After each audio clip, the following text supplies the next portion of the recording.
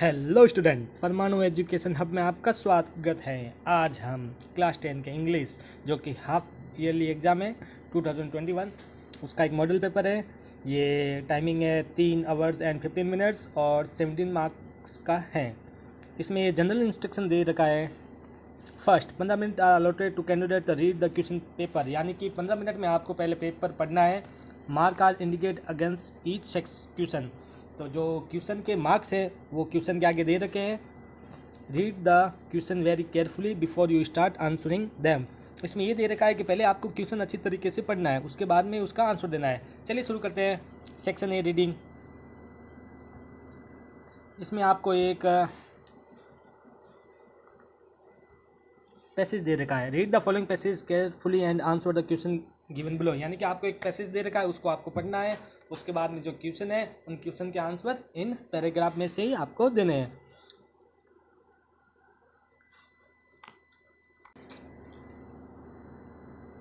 चलिए पैराग्राफ शुरू करते हैं। इसमें दे रखा है, dolphin are regarded as the friendliest creature in the sea and stories of them helping drawing sailor have been common since Romans time. The more we learn about dolphins, the more we realize that their society is more complex than people previously imagined. They look after other dolphins when they are ill, care for pregnant mothers, and protect the weakest in the community as we do. Some scientists have suggested that dolphin has a language, but it is much more probable that they communicate with each other without need words.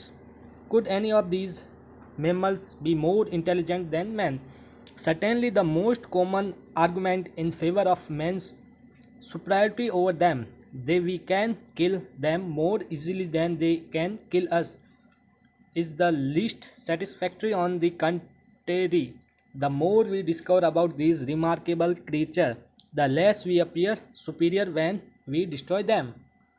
तो ये passage था और इसके ये question है। पहला question है, what human quality do dolphin possess according to passage. तो जैसे कि मैंने पैसेज अभी पढ़ा था उसमें दे रखा है कि डॉल्फिन की इंसानियत या क्वालिटी क्या है, जैसे कि वह प्रेग्नेंट मदर की केयर करते हैं, जो वीकेस्ट होता है उनमें तो उनकी केयर करते हैं। तो इनके बारे में आपको ये बताना है। अगला क्वेश्चन है, why do some people argue that man is superior to dolphin. कुछ इसका मतलब है कि कुछ पीपल्स या आदमियों ने ये कहा है कि जो डॉल्फिन है वो इंसानों से अच्छी है। अगला क्वेश्चन है, find out a word in the passage which mean perhaps. इसमें दे रखा है कि परहैप का मीन्स क्या है इस पैसेज के अंदर, वो आपको बताना है। अगला क्वेश्चन है, find out of A word in the passage which is opposite of inferior. इसमें दे रखा है कि इन्फीरियर का अपोजिट क्या है इस पैसेज के अंदर, वो आपको बताना है। चलिए सेक्शन बी है जो कि राइटिंग का है, उसमें देखते हैं। तो इसमें क्वेश्चन है, write a letter to your friend to invite him on your birthday party. यानी कि आपको एक इसमें लेटर लिखना है अपने फ्रेंड को इनवाइट करने के लिए बर्थडे पार्टी पर। और इसमें एक और में दे रखा है, यानी कि आपको अगर ये नहीं आता है तो आप अगला क्वेश्चन कर सकते हो। उसमें लिख रखा है कि write an application to your principal of issuing transfer certificate.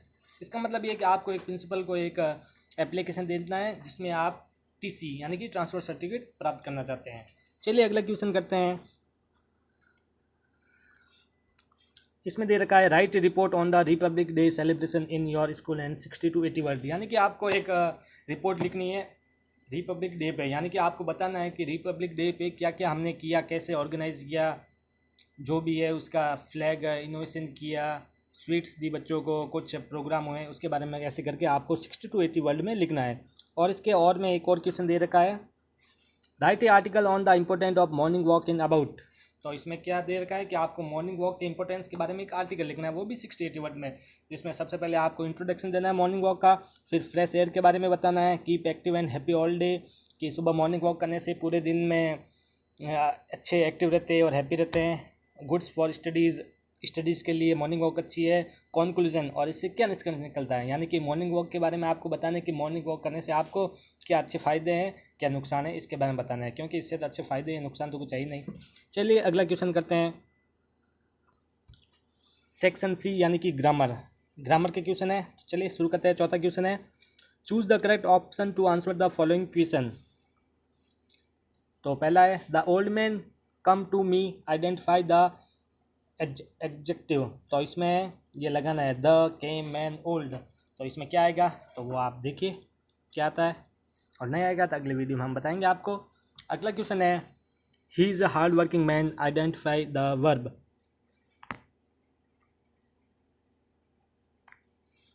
अगला क्वेश्चन है the noun form the strong is strongly stronger strength. अगला क्वेश्चन है he is worried the examination, तो इसमें क्या आएगा ई ऑन अबाउट ऑफ। अगला है I will not go with you, change in to past perfect tense, तो इसको पास्ट परफेक्ट टेंस में आपको चेंज करना है। अगला क्वेश्चन है change the following as direct in the bracket, तो पहला है Hari said to me why did you do it, second है who is writing a letter, तीसरा है punctuate the following using capital letter where necessary, Shikha and her friend why had you not come to school yesterday. इसी प्रकार next है चौथा frame a correct sentence by reordering the words was great palace this thinking a beautiful by built. अगला है complete the spelling of the following word by OBEINC, तो आपको इसमें जो खाली जगह दे रखी है उसमें ऐसा ही फिलिंग करना है। अगला क्वेश्चन है आपको एक हिंदी में पैराग्राफ दे रखा है उसको इंग्लिश में ट्रांसलेट करना है, तो दे रखा है कि प्रकृति एक जीवन शक्ति है, यह अपने शांत और सुंदर रूप से हमारे चारों ओर विद्यमान है, जब हम प्रकृति के नियम तोड़ते हैं यह उग्र हो जाती है, प्रकृति का संरक्षण एवं सम्मान करना हमारा नैतिक दायित्व है, हमें प्रतिदिन कुछ समय प्रकृति के संपर्क में अवश्य रहना चाहिए, तो आपको इसमें इसको इंग्लिश में ट्रांसलेट करना है। अगला सेक्शन है डी यानी कि लिटरेचर, इसमें दे रखा है read the following passage and answer the question given below it, यानी कि आपको पैसेज दे रखा है और उसको पढ़ के आपको क्वेश्चन है उनके आंसर देने हैं।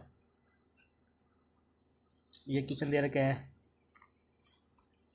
Why did begin to fall along with the rain, why did the boy go to out.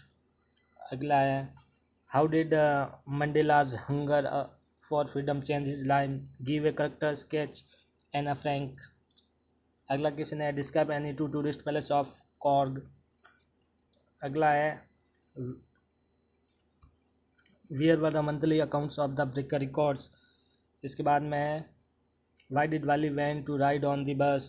फिर अगला 10वां क्वेश्चन है match the word of list A with their meaning in list B, तो इसमें ए और बी सेक्शन दे रखे हैं, तो इन दोनों का आपस में देखना है कि इन दोनों का कनेक्शन कैसे है, जैसे vendors eggs, preserved hawkers, monk, keep safe, इसके बारे में। अगला क्वेश्चन है read the following extract and answer the question given below, यानी कि आपको ये एक एक्सट्रैक्ट दे रखा है, इसको पढ़कर आपको क्वेश्चन के आंसर दे रखे हैं। जो एक्सट्रैक्ट है the way a crow shook down on me the dust on snow from a hemlock tree, तो इसमें पहला क्वेश्चन है where was the poet standing, second question है point out the rhyming word in the stanza. अगला question है write the central idea of a once of the following poem, यानी कि a tiger in the zoo first and second है the tree, in पे आपको एक poem के बारे में बताना है। इसी में और में इसमें दे रखा है कि right the line from the one half the poem in your text book, do not copy out the lines given in the question paper, यानी कि क्वेश्चन पेपर में से कॉपी नहीं करना है और आपको टेक्स्ट बुक के एक पोइम लिखनी है जिसकी 4 लाइनें आपको लिखनी है।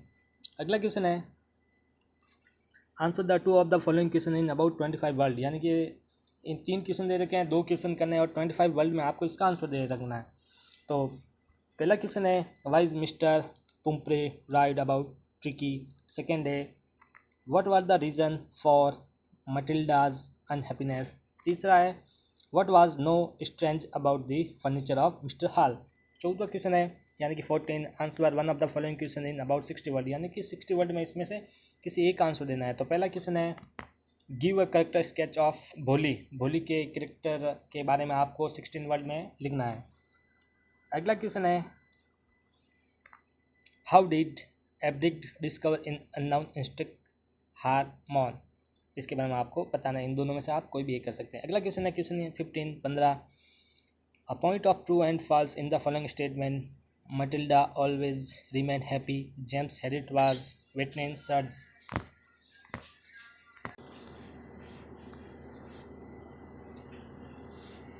Question 15 a point and true and false in the following statement, पहला है Matilda always remain unhappy, second है James Herriot was veterinary surgeon.